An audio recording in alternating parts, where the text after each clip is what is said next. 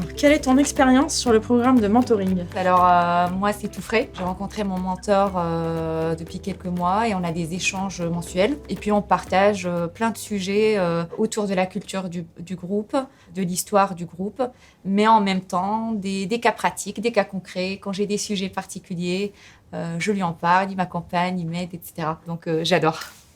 Et toi alors ? On s'est vu avec mon mentor à peu près une fois par mois. Et comme tu l'as dit, dans un esprit vraiment de confiance, de transparence, en bienveillance.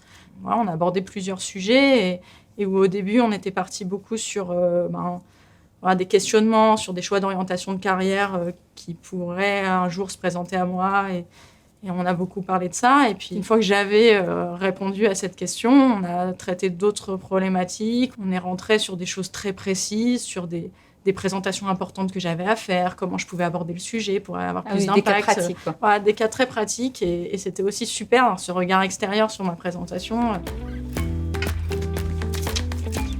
Quel est, selon toi, l'impact de ce type de programme sur la mixité ? Tu veux commencer ? Allez.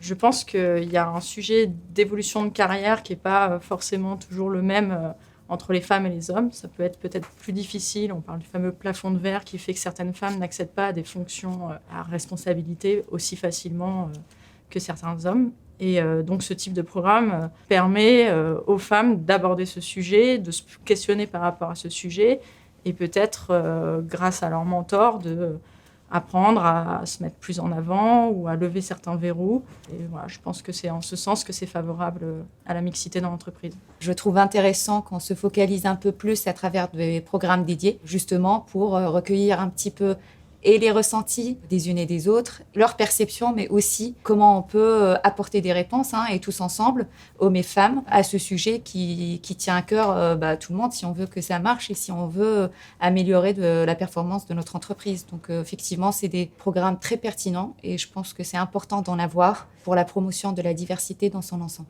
Aujourd'hui, il faut qu'un homme soit aussi capable de dire j'ai besoin de partir à 17h chercher mes enfants, là où peut-être que culturellement, on a plus de facilité à entendre ça de la part d'une femme dans nos entreprises. L'idée, c'est de pouvoir faire les choses ensemble et aller vers un même avenir qui soit plus équilibré, mais pour les deux. Êtes-vous engagé dans d'autres actions ?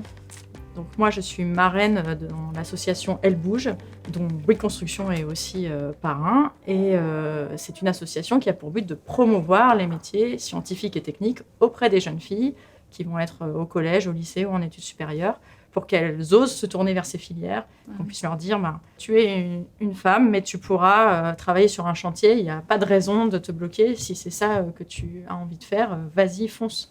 Et ça, je pense que c'est un sujet très important pour qu'on augmente la part de femmes dans notre entreprise. On a exactement le miroir chez Bouygues Télécom. Donc moi, je fais partie du board du réseau féminin de Bouygues Télécom qui s'appelle Bouygues-Tel. Et en fait, c'est un réseau qui travaille sur tous les sujets de diversité, pas uniquement la mixité. Donc on va à la rencontre de jeunes filles dans les lycées, dans les collèges.